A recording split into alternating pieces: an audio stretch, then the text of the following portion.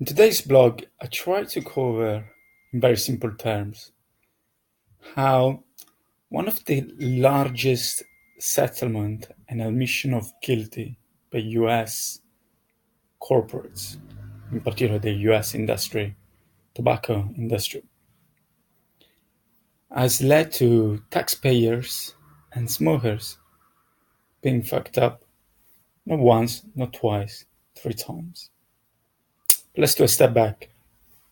The 1998 Master Settlement Agreement between 47 US states and 4 of the largest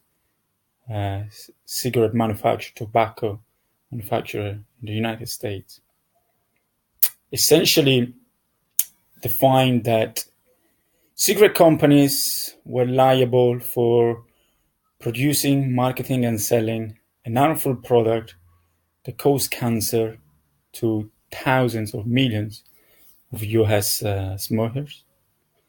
And therefore, the cigarette companies agreed to pay and close all cases and don't have any more cases in the future. They agreed to pay $200 billion towards 47 US states. The interesting element of this settlement was that the payments were to be made directly to the states, not to the smokers, not to the individuals that have contracted cancer or that may contract cancer in the future, to the state. The states could theoretically use these funds for public health programs or public health causes, or for example, to reduce smoking from the population in the future. But they could also choose to spend these funds how they wished. But let's look at the technicalities of how the payments work. It wasn't a $200 billion one-off lump sum payment.